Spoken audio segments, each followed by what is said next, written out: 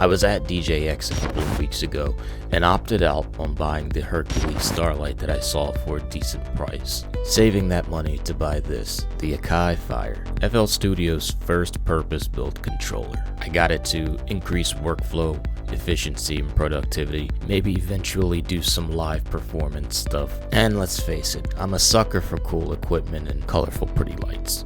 So this is the AKAI Fire. Probably wondering, well, what does this do that this can't do? This was FL Studio's first MIDI keyboard, I guess you can call it, because it does have a note mode that I'll never use because I don't need it. It does have a drum pad mode, which I will also never use because this has drum pads.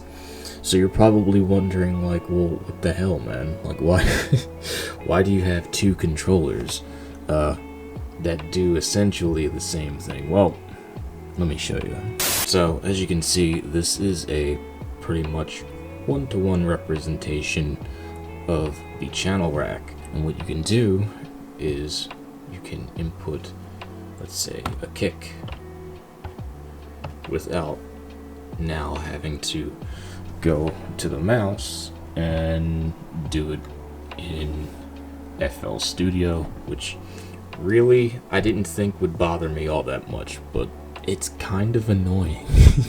So I can make a beat. I don't know, we got our kicks in, and let's add in some hi-hat, I guess. So it'll be something like then we can add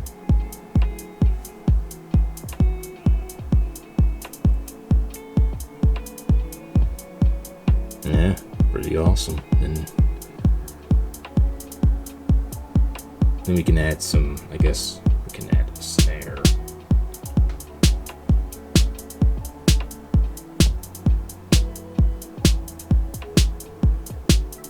And it sounds pretty cool. Another reason why I got this was like the icing on the cake. This was like, okay, I'm definitely getting this, was the fact that if you look closely, it has a song pattern button and a metronome button. And man, let me tell you something, I use this button so much. Now I don't have to, because now it's on the Fire. So if I need to switch it, bang. If I want to use the metronome, you press the shift button here, and you hold it, and then press this, and this turns it on and it turns it off.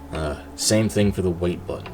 Like when you go to record like your chord progressions and your melody and whatnot, I usually use the wait.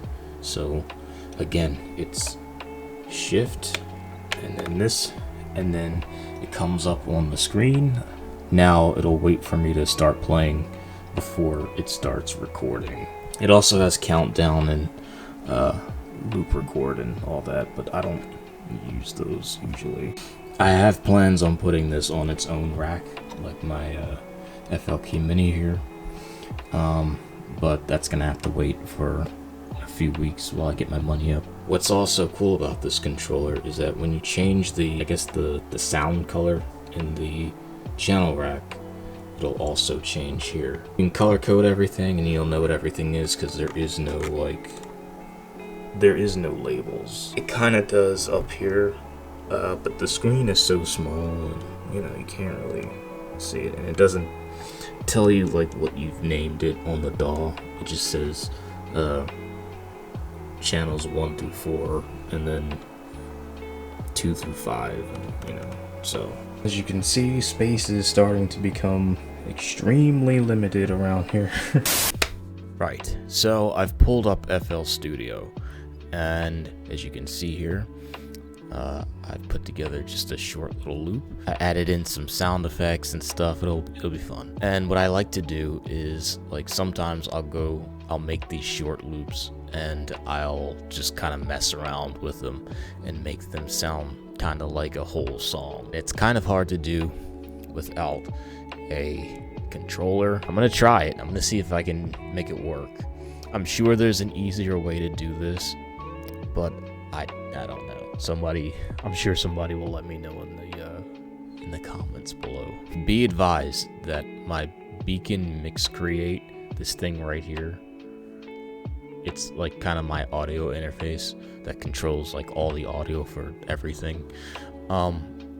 There's something about it that makes my MIDI keyboard delay. There's a delay, so if it seems like I'm off beat, then sorry. But there's a lot of latency due to this Beacon Mix Create.